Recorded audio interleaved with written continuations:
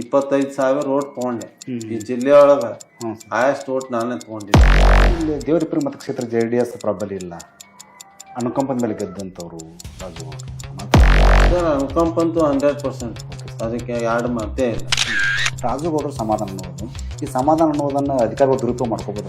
ಜನಸಾಮಾನ್ಯ ಇರಲಿ, ಒಬ್ಬ ಅಧಿಕಾರಿ ಇರಲಿ, ಎಲ್ಲರಿಗೆ ಅವರಿಗೆ ಆದಂಥ ಸೆಲ್ಫ್ ರೆಸ್ಪೆಕ್ಟ್ ಇರ್ತದೆ. ನಾವು MLA ಅಂದ ತಕ್ಷಣ ಅವ್ರಿಗೆ ಯಾಕಂದ್ರೆ ನಡ್ಕೋಬೇಕು. ರಾಜುಗೌಡರಿಗೆ ರಾಜಕೀಯದಲ್ಲಿ ಏರಿಳಿತ ಕಂಡುಬೋದು.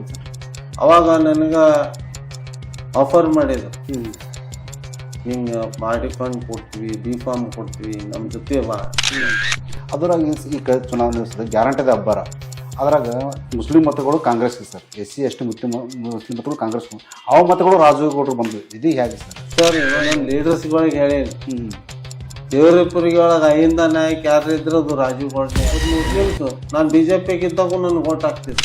ಕ್ಷೇತ್ರ ಅಭಿವೃದ್ಧಿ ಕೆಲಸ ಬಂದಾಗ ರಾಜುಗೌಡ ನೆಪ ಹೇಳ್ತಾರೋ, ದುಡ್ಡು ಮಾಡೋ ಕೆಲಸ ಗಂಟು ಬಿದ್ದಾರೆ ಅನ್ನೊಂದು ಆರೋಪ ಕೇಳ್ಬರ್ತಾರೆ. ಅವ್ರು ಯಾರು ಹೇಳ್ತಾರಂದ್ರೆ ನನಗೆ ಯಾರು ಓಟ್ ಹಾಕಿಲ್ಲ, ಯಾರು BJP ಮಾಡ್ರೆ, ಯಾರು ಕಾಂಗ್ರೆಸ್ ಮಾಡ್ರೆ ಅಂತವ್ರು ಹೇಳ್ತಾರೆ.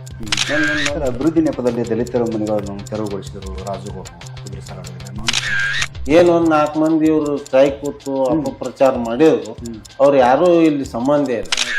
ಅವರು ರಾಜ್ಯದಲ್ಲಿ ಕೇಂದ್ರಕ್ಕೆ ಹೋದ ನಂತರ ರಾಜ್ಯದಲ್ಲಿ JDS ಏನೂ ಇಲ್ಲ ಅನ್ನೋ ಅಂತ ಮಾತು.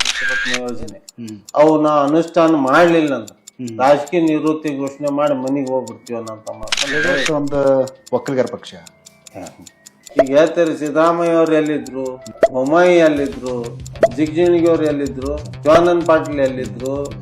ಸರ್ ತಮಗೆ ಬರುವ 2028 ಚುನಾವಣೆಯಲ್ಲಿ BJP ಅಥವಾ ಕಾಂಗ್ರೆಸ್ಸಿಂದ ಆಫರ್ ಬಂದ್ರೆ ತಾವು ಹೋಗ್ಬೋದಾ ಸರ್? ಸರ್ ನಾವು JDS BJP ಅಲೈನ್ಸ್ ಅದ್ವಿ. ಹಾಂ ಸರ್, BJP ಹೂವು ಪ್ರಶ್ನೆನೇ ಇಲ್ಲ. ಜನತಾದಳದೀನಿ, ಜನತಾದಳದಿಂದ ನಾನೇ MLA 2028 ಪ್ರಭುಗೌಡ ನಿಂದ ಹೇಳ್ತಾ ಇದ್ದೆ ಸರ್. ಜನ ಆಶೀರ್ವಾದ ಮಾಡಿದ್ರೆ ಮತ್ತೆ ಹಾಕ್ತೀನಿ.